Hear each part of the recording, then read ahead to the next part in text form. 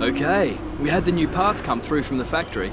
We'll get them on the car ahead of FP1. Hey, what's up guys, aarava here, and welcome back to an episode of my F1 2018 career mode, episode number 54 today for the Hungarian Grand Prix in Season 3, but if you guys did miss the previous one at the German Grand Prix, then I implore you to go check that one out before you see the rest of this one. Pretty much one of the best wheel-to-wheel battles I've had on the F1 2018 so far, with Fernando Alonso in that last episode at Hockenheim. But going into this one then, we have an ultimate upgrade on the car, the ultimate drag reduction update, so hopefully, like I said before, that's going to be really useful around this sort of circuit where it's a compromise between having enough downforce for Sector 2 especially, but then needing that straight line speed, because in a straight line you do need that kind of a performance to try and make some overtakes around here. We saw last season in the Haas car in Season 2, I got held up so much because I had too much downforce and too much drag on the car, so hopefully this time around that's not the case. You can see Red Bull also improved with us into Hungary. They're pretty much level pegging with us on the performance data there, whereas Haas, Force India plateau a little bit, with Ferrari bringing a small update there. So off the back of a spoiler alert, a great win for Sebastian Vettel at the German Grand Prix. Hopefully that'll be another booster for Ferrari for their sake here. But going to this episode then, we have a bit of an issue though, because along with changing all the components for my engine, which is fine, I can do that. I'm not, I'm not outside my allocation of the engine components I can change. So I'm just getting a fresh engine basically for this Hungarian weekend. The issue though is our gearbox. We have not yet reached the limits of the 6 races you need to do on a gearbox before changing it without a penalty. But the thing is, you can see the gearbox is pretty worn. The race gearbox is at 67%. After you get to 70%, you have a good chance of losing a gear. And like kind of Monaco almost in a way, Hungary is one of those places where it's not really ideal to lose a gear, especially if you lose second or third or fourth, in that range of 3 gears. You're pretty much stuffed in Sector 2, and I'm already worried about maybe our pace, due to I don't know how good that drag reduction upgrade is going to work. So I'm going to take the hit and change the gearbox and take a 5-place grid penalty, and if we can qualify well enough, that won't mean too much, and hopefully we can make those positions up with a fresh engine, a fresh gearbox that we know it's not going to fail on us. But it's the second time only I've taken a gearbox penalty. The first time was at Monaco last year with Haas. This time around we got away with it. We didn't need to do it at Monaco, but this one I guess we just maybe the gearbox got a little bit damaged in that crash I had at Hockenheim, perhaps, I don't know, or just got worn out lately with a couple of races we've had, maybe revving up the gears a bit too much. So gonna have to take the hit, but I'm not too worried about that as long as qualifying goes well. And speaking about that, let's go into Saturday then and see how we do over one lap. We hope you're looking forward to today's qualifying in Hungary as much as we are. We think it's going to be a cracker. I want to talk briefly about the strategy in these qualifying sessions. Anthony Davidson, how can a driver adjust their approach to gain those critical extra tenths of a second? Well, qualifying isn't about adjusting your approach necessarily. It's more about trying to repeat a low fuel run that you've practiced prior to this session. You're looking for perfection on the lap, and that's hard to achieve if you're trying something new. There are some variables that can stand in your way, however. Track position or unexpected yellow flags, for example. Coupled with ever-changing track conditions, it's important to be out there at the right moment. But as a driver, you have to try and ignore these distractions and just keep your mind focused on that one perfect lap. Right, so here we are, a very sunny Hungaroring after Friday practice. We're completely washed out with a whole load of rain, but there you go on the top of the screen there. You saw the gearbox penalty has been confirmed for us, so a 5-place grid penalty, depending on where we qualify. That might mean as low as P10, or it could be even P5 if we get pole position. Let's just see about that then, and we have to do the best job we can, even more so than usual. And after last episode, obviously, there is a need to bounce back here with a good result.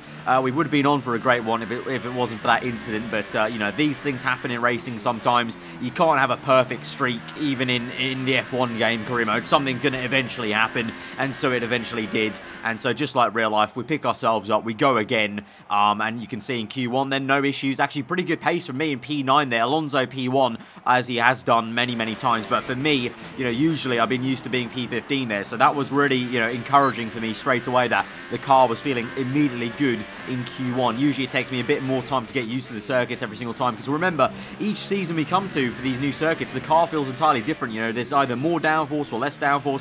There's maybe lighter lighter feel to the chassis, and that's, maybe going to affect the way that you push the limits of the track. Sometimes I think that's been the case in Q1 for sure this season so far, that I've kind of not found the limit straight away in Q1 because I'm not used to the car being able to brake as late as possible at a certain corner or go as fast as possible through mid-apex there. And so Q2, we set a pretty tasty lap time. I was a little bit worried there wasn't going to be enough there because I wasn't convinced that my third place moving to fourth place there was not actually going to be good enough, but along behold it was, and we're P6 there. Alonso once again tops the timesheet in Q2, so it's pretty ominous, I've got to say, for my teammate at the moment. I mean, he's been doing the better job than us consistently now for about 2-3 races, apart from maybe the Austrian Grand Prix, obviously. So that was a little bit concerning, but at the same time, I was very happy with my own performance of getting very comfortably through into each session. So now it's time for the top 10 shootout. This is where it matters. This is where we know where we're going to be with that 5-place grid penalty. You can see in Q3 then, very, very overcast, so maybe a chance of some rain coming late into the session. So I bolted straight away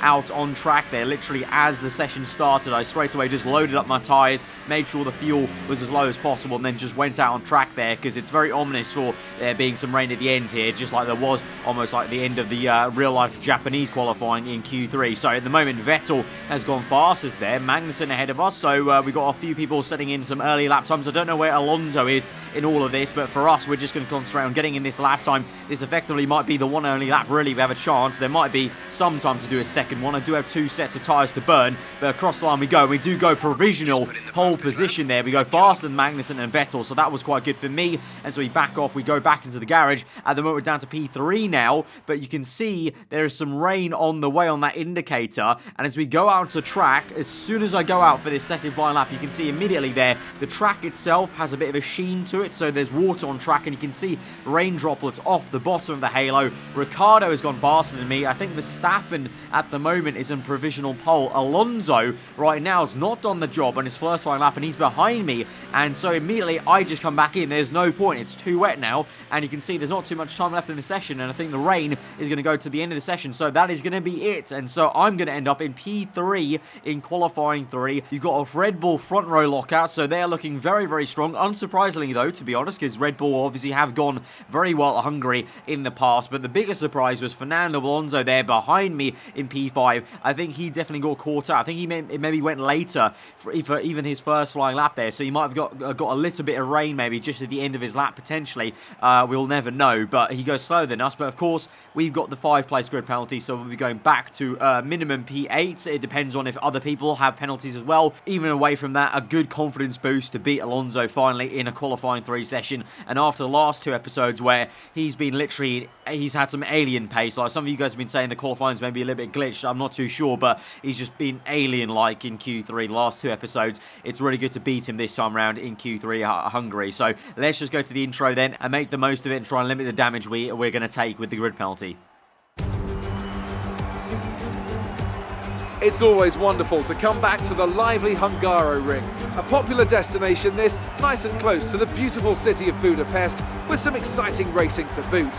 Who can forget Michael Schumacher pushing his old teammate Rubens Barrichello up towards the pit wall in 2010, or those great races of 2014 and 2015 as well. 14 corners then for our drivers to navigate in the 2.7-mile Hungaroring today. It's 6 lefts and 8 rights around a lap here, with average speeds in the region of 120 miles per hour. Joining me for the Grand Prix once again is Anthony Davidson. Now I want to ask you about Sebastian Vettel. That was a great win in the last race. Can they keep that momentum going this weekend? There are never any guarantees in this business, but certainly the performance last time out would have boosted their confidence coming into this one. With that then, let's run through the grid order. Max Verstappen put in a fantastic lap yesterday, and he starts from pole position. And P2 goes to Daniel Ricciardo, a strong showing from the Australian. Looking down the rest of the grid, we have Grosjean, Alonso, Sebastian Vettel and Perez. The engineer, Hamilton, Ocon and Nico Hülkenberg, Bottas, Sainz, Pierre Gasly and Leclerc, Hartley, Magnussen, Lance Stroll and Sergei Sorokin. Ericsson and Kimi Raikkonen rounds off the grid. And with lights out just moments away, it's time to go down to the track. Right, so here we are on the starting grid, actually starting in P7, thanks to Kevin Magnussen also having a much greater grid penalty. Looks like he had to change a lot of his engine components, so he's way down the order. So we're at our lucky number P7, so hopefully that can be a good omen for us today. In the race, it's going to be all overcast, but no rain, unlike Saturday and Friday. Then it's going to be a two-stop, it looks like. Ultra soft tyres to 2 sets of softs, pretty standard there. I don't think we'll be using the mediums, to be honest. It's a pretty horrendous tyre around here. But first and foremost, in this first stint, it's all about trying to make up some positions and try and catch back these 5 places or 4 places we've effectively lost here at the very start of this grid. So here we go then to 5 red lights to the Hungarian Grand Prix here for 35 laps around the Hungaroring ring. 5 red lights are out and we're underway. It's a good start for us compared to what we had last season here at Hungary, but Perez with the stonking getaway there in the middle of Sebastian Vettel and Alonso. His teammate Ocon tries to go around the outside of myself. Vettel's been pushed out real wide, and so on the exit we're side by side with Sebastian there. So the Ferrari already not performing too well, even with upgrades for this weekend there, so that's not looking too great. So we go right around the outside of him,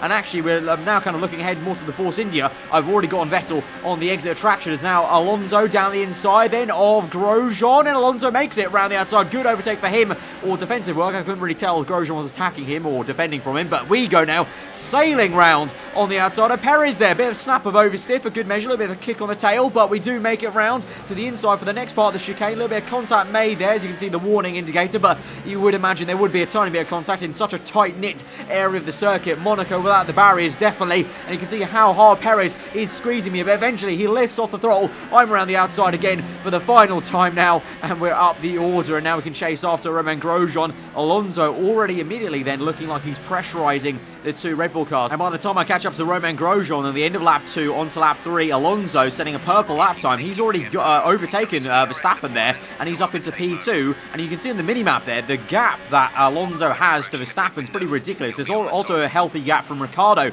to Alonso, so it looks like Ricciardo and Alonso in a bit of a world of their own at the moment in terms of race pace here, and Verstappen is actually being a bit of a bottleneck at the moment between me and Grosjean here. So can we now fly around the outside of Grosjean there, very slow into that corner on the left-hander, and then we managed to do it on the inside there. Grosjean has to lift off, and we just about make that through. Had a bit of a scare there as my car kind of veered towards the right-hand side of the track, but we do make that, and we're up into P4. Bit of a weird overtake that was, I'm not going to lie, on Grosjean. And then on to lap number 4, Alonso is going to be in for an earlier pit stop there, although to be fair, I might be coming on the very next lap, but we're going to make a pretty easy overtake then on Verstappen there. So you can see, I think that drag reduction, you can clearly see it is working pretty damn well. Obviously the Red Bull car is also not great in a straight line, but we're up into P2 then. Ricciardo carries on, so Alonso definitely pull the trigger first to try and maybe make an undercut work there. But once again, I'm getting a little bit worried that Alonso's pace was very much alien-like right there. You know, he set 2 purples in a row. He was so much further ahead than Verstappen already. We'll have to see about that, definitely. But at the moment, you can definitely say Alonso is the man on true form in this McLaren. And I need to try and pick up my kind of pieces a little bit because I'm getting slapped around a little bit by Fernando. And so we now come in for a set of soft tyres then the very next lap then. And let's see how this undercut or overcut will work on other cars. There will be a decent amount of traffic, though, to contend with. So, to be honest, either way, it doesn't really matter if you get a bit of an undercut because you're going to get held up in traffic despite, you know, doing anything fancy with the strategy, because Hungary, like I said, is pretty much like Monaco, the equivalent. So it's going to be a tough one for all of us today. But hopefully, like I said, the drag reduction update can help us. It did help with the Red Bull, but the real testament will be against cars like this, the Williams car, and Alonso is able to sail past him there. You know, the Williams, it may be horrendous in other parts of the car development, but in the engine department, the Williams is pretty damn good still in a straight line, as well as some of these Sauber cars and the Toro Rossos as late. And you can see a whole heap of cars that Alonso and myself need to navigate here today in this Grand Prix before we can even think about trying to chase back after the top flight of the Red Bulls and also try and keep this battle with Romeo Grosjean here. And so the first port of call is to overtake Lance Stroll here around the outside in the middle of Sector 3. There we had a lot of issues at the German Grand Prix in the stadium section with Stroll, and again he gives us a bit of a fight back there. Just unfortunate once again that I always happen to catch the car at the wrong point in the circuit there in the middle of Sector 3, whereas Alonso just happened to catch Stroll perfectly on the main straight there. But speaking about Alonso now, he's fancying a move on the Ferrari. If Kimi Raikkonen, think that is Raikkonen trying his best to get past Ericsson, and Kimi just can't do it. That Sauber car is keeping the Ferrari at bay, and Alonso for now can't also get past Raikkonen, so that might just allow me to catch up here. But ahead of all those guys, we also got the 2 Toro Rossos, and I think Ricciardo is well and truly ahead of this entire bit of traffic there. I think that was the Red Bull that just was at the beginning of that train there. So at the moment, Alonso was in P2, remember. I'm now right behind him, so hopefully that means I'm going to be right there on the podium with Alonso, and it's really a case of can me and him as a team get through this traffic and then catch after Ricciardo for that race victory then maybe today, as Alonso now finds his way around the outside, maybe his former Ferrari teammate there, Raikkonen there, and he's sitting duck eventually on the traction zone. Alonso's round the outside for what will be P9 there, Raikkonen P10, and myself in P11 for now. So it looks like quite a few cars, I assume, are trying a one-stop, including, I'm pretty sure the Toro Rossos are trying one-stops. I think there's also the two Renaults are trying one-stops, Hülkenberg and Carlos Sainz. But here we go now, around the outside of the second last corner. A beautiful little pass there on Raikkonen. Very unorthodox place to make a move. In the last corner, I get a little bit on the curbing. That unsettles the car a little bit, and actually that works in my favour, trying to push Raikkonen a little bit off wide on the racing line. Into turn one, though, Raikkonen has a little bit of a look, but in the end, he opts to stick behind me, and in the meantime, Alonso has just overtaken that Toro Rosso ahead of us. So now can we catch up to that Toro Rosso of Bretton Hartley? The other one, Gasly, up ahead of Marcus Ericsson in the Sauber, but the Sauber making good progress there. Ericsson's also overtaken that Toro Rosso car, and obviously, remember, kept Raikkonen at bay. So the Swede doing some great work there in that kind of junior Ferrari team, I guess you could say. But now can we find the speed, the grip, the momentum around the outside of Hartley? All the superlatives here. Hartley squeezes us a little bit off circuit there, but we're going to keep our foot in then into the brakes. So a little bit of a lock up on the front right there, but we do find the grip mid corner into the chicane, and we're up into P9. Then Alonso up ahead, making an overtake there on the Sauber. I think that's Leclerc I can just about see there, and ahead of him you can see in the mini-map quite a sizable gap then to Gasly, and then even further to the other Renault cars. So the Renaults might have a very good race on their hands with a one-stop there. Looks like they've got a lot of they found a lot of clean air clearly, with not making a pit stop quite yet in this Grand Prix, and so they've got a lot of good track position there. So depending on how much me and Alonso get held up by Leclerc and Gasly respectively, the Renault boys could have a very good race on their hands, which would be very much needed for them and their championship to try and catch back up to Ferrari. Obviously, kind of weird to say, but the Renault Works team are fighting Ferrari, the constructors. But here we go now on Leclerc, same part of the circuit as we did on Hartley. That's becoming a bit of a favourite place to pass for me, on the outside into the inside for the chicane there, and we're up the order up into P8, and Alonso now is stuck behind Gasly, and also I think that is a Williams car, is it? No, it's oh wow, it's a Mercedes of Bottas. Bottas is a bit of this traffic, so we'll have to see about that. But you can see on the front right there on the heads-up display, somehow I've got a little bit of damage on the front wing. I don't know where that actually came from, but the right hand side of my front wing is slightly tinged with a light lime green. So that doesn't mean it's it's not damaged enough to warrant a kind of front wing change, I don't think. But the thing is, I am pretty sure as we go on through the Grand Prix, if it's lime green, the front wing can definitely start to deteriorate in damage, and so that might become an issue at this point. And to be fair, honestly, I have been feeling a little bit of understeer here and there. I wasn't sure if it's the dirty air as we now sail around the outside, ironically, of Gasly there, so no understeer here for me as we make a very nice move on Pierre. But I definitely have been feeling a little bit of tinge of understeer here and there, depending on what corner we're going through. So I was wondering why that was and why my car's feeling a bit odd. It might be that front wing damage, and now Alonso massively held up with Bottas there. I think I made further contact maybe with Alonso's rear end, and so I'm getting a little bit worried that we might have to change the front wing, you know, because this understeer is going to affect us. Alonso now steams ahead on the traction zone. You can see there, I just can't get the power down as early as him, as Bottas eventually comes in. Sainz is in as well. Hülkenberg stays out for a little bit longer, so the Renaults definitely are doing a one-stop here. But yeah, the grip levels and downforce levels are not the one at the moment,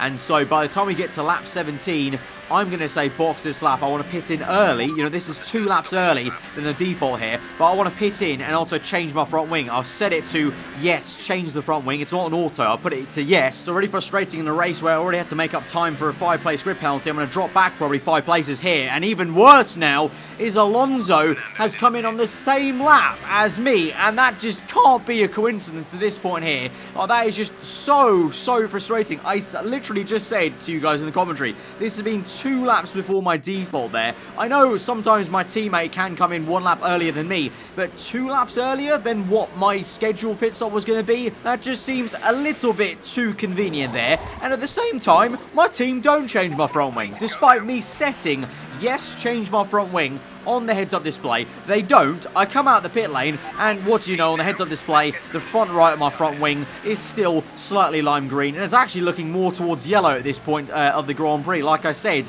it is a known fact that as you go through the race, if you've got a lime green front wing, if you're not careful enough and you keep going, if you keep racing hard over curbs, it can start to deteriorate. And of course, I'm still fighting for trying to get any sort of good points here in this race, so I'm obviously going to use all the curbings I can and try and, you know, find the limit of the circuit. So I think that front wing is going to get worse and worse as we go on through this race. And now, even on top of that blunder of not changing the front wing, I lost time anyway because I got held up by Alonso in the pit lane there. So massively frustrated right now in the cockpit, and we just have to suck it up and do the best job we can now. But meanwhile, whilst Alonso goes and gallivants off to try and chase after Ricciardo maybe in P2, I'm stuck here in P11 now trying to fight back past the Haas cars and also a load of cars that are also on one stops, including the Force India and the Renault perhaps as well, and also even the Mercedes of Bottas potentially. But again, let's reset our minds and think positive and just make the best of the situation here. So let's try and overtake now this first Haas car before we get on to the Mercedes there. We try to have a look around the outside of Magnussen, doesn't work out, so we have to wait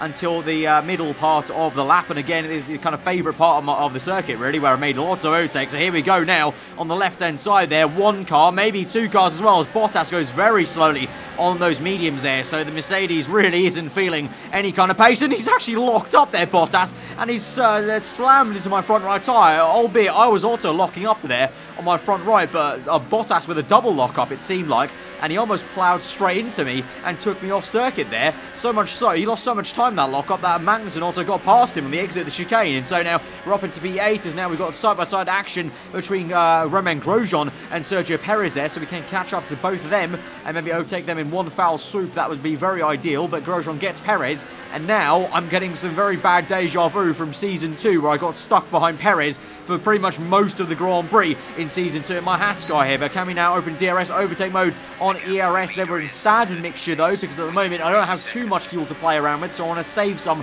for the end of the Grand Prix. So it takes us an entire lap now. We've been stuck behind Perez that whole lap. You can see on the minimap, look at the minimap there, very clearly you can see where Grosjean's dot is. That's how much time I've lost behind Perez. It's been ridiculous how slow the Force India has been on that lap 22, and so on to lap 23, whilst Magnussen also has a look on my inside there. We're going to go down the inside, dive a little bit on the Force India car, scrape off a little bit wide to push him out. Magnussen's going to get him, I think, on the exit maybe, or into sector 1, but we're finally past the Mexican up into P7, and then by the time we catch up to the next car, it's not even Romain Grosjean anymore, it's Carlos Sainz. Both Renaults are doing a one-stop there. It's not enough for Carlos Sainz, as now Fernando Alonso goes and sets a purple lap time there. So whilst he's, like I said, setting purples, trying to catch Ricciardo, I'm down here in a pretty pathetic P7, just trying to catch the other Spaniard in this race of Carlos Sainz now in the Renault. It should be an easy affair though. Like I said, he's on a one-stop. Grosjean got past him pretty damn quickly. So now, can we now once again find a move on the outside maybe? Doesn't look like it, but no, Sainz actually goes defensive there, so he opens up the door, and here we go now for the third or fourth time now in this Grand Prix. We're down the inside into that chicane there, up the hill, and we make it work up into P6 then. But unfortunately for me, I think that may be where my overtaking ends now in this Grand Prix, because Grosjean is so far ahead now. He's going to go and overtake Hulkenberg, but Hulkenberg will have too much of an advantage on me, even despite having a slower tyre, that it's just not going to work out there. And so the race winner ends up being Max Verstappen of all people, and so that's even more frustrating, because remember, Verstappen was behind me. Verstappen was overtaken by not only me and Alonso, and somehow he's found a way through and he's got P1 today. I think he might have done a one-stop, maybe, but it's going to be P1 for Verstappen. I'm pretty sure P2 for Alonso, and I'm left here straggling for P6. And once again, just like the German Grand Prix, left with a bit of a sour note in my mouth after what was just occurred in that Grand Prix. Bad luck. It just wasn't our day today.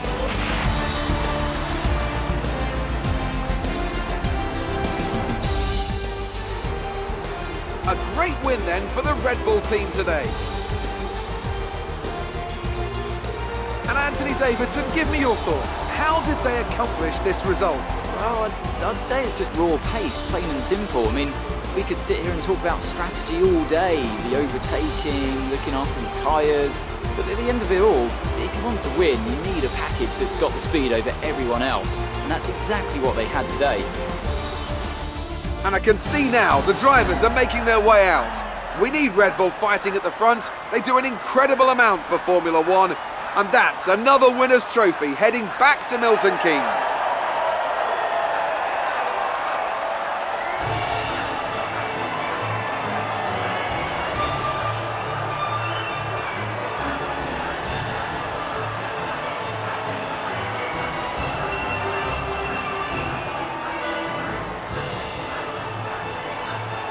Yep, so Verstappen did in fact win the Hungarian Grand Prix with a pretty inspired one-stop there. Alonso gets P2, Ricciardo P3. That really should have been mine P3 though, at least minimum. With Grosjean P4 ahead of Hülkenberg. He did really well, the Frenchman, to get past all that traffic, and really something I couldn't do with Hülkenberg at least. Fair play to Renault, really good points haul for them as well over Ferrari, who did not score any points. Raikkonen P11, Vettel way down the order in P14. So Ferrari, no points today. Very in stark contrast to last episode, where Vettel won the Grand Prix, and Renault with a decent amount of double points there. But now you can see Fernando Alonso now has climbed up to second place in the Drivers' Championship, and he's only 25 points off me now, off the lead. So it's fair to say, in these last 3 races, ever since the Austrian Grand Prix, the switch has been turned, and Alonso has literally been a man on fire in terms of form and consistency here, and everything's just not been going my way. And to be honest now, I've got to say, the relationship between myself and Alonso is slowly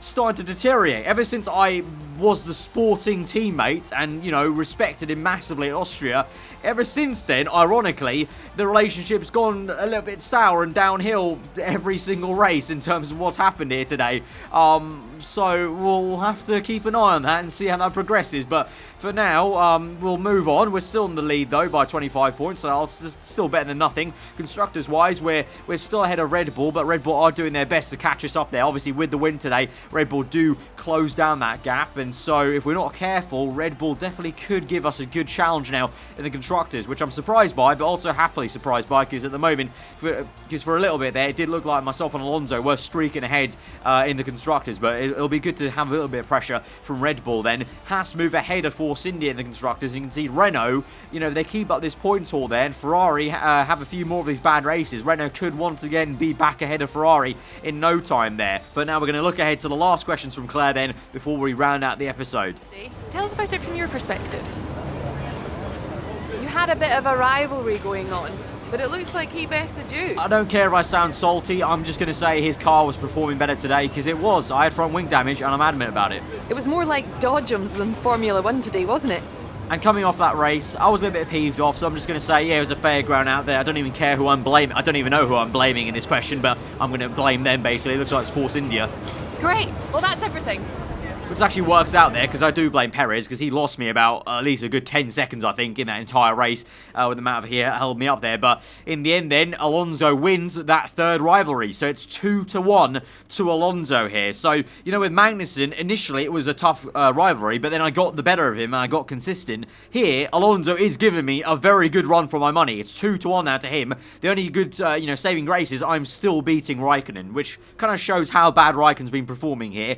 And, you know, at the end of the day, for me, looking ahead into the future of my F1 career here with Ferrari, it's only a good thing that I'm beating Raikkonen. So going to the end of the episode then, having to do a contract renegotiation with McLaren, and after being beaten by Alonso, I was a little bit worried at how much pulling power I had in this contract debate, and so initially I tried to set some terms that are a little bit too high for my value, and I actually lose 2 attempts there. So on my final attempt, I had no other option but to lowball my contract to ensure I at least get some contract perks, because obviously if you lose all 3 attempts, you get reset to your original contract that you got given at the very start of the season. So I didn't want that, so I had to lowball myself and go for a bit of a lower contract than maybe I deserved. Truly, you can see by the right hand side bar there, but you know, it is what it is. And then looking at the R&D tree, we've got a lot of ultimate upgrades left. At the moment though, we don't have the funds to really purchase any of them. The only thing was on the aero, we either had a major rear downforce or a a minor DRS upgrade. So I thought, you know what, we're not too bad on rear downforce. I don't need more rear downforce, to be honest. I kind of just want to keep on going with reducing the drag and keeping this car very, very nice, going in a straight line. And for the Belgian Grand Prix, a minor DRS upgrade could be very powerful, because remember, around Belgium, the DRS on the Kemmel Straight is godlike. So a DRS upgrade to that will be amazing for not only me, but unfortunately also Alonso there as well. But it is what it is there. So yeah, we'll go with that upgrade then. And so we'll round out this episode then. I sound frustrated, I am, and we need to fight back very much so at Belgium, and I need to make sure I try and beat Alonso at the Belgian Grand Prix, because this can't keep going on there. But nonetheless, if you did enjoy this very fiery Hungarian Grand Prix episode then, guys, be sure to smash the like button. I've got to say, guys, your support in the comments and the likes have been absolutely amazing, especially in these last couple of days with the last few episodes. So thank you very much for that. Keep it coming. Be sure to hit the like button if you did enjoy it. If you are new around here, do get subscribed for weekly full-on content. I've been Alfa. Hope you enjoyed the rest of your day. I'll see you guys next time. Goodbye.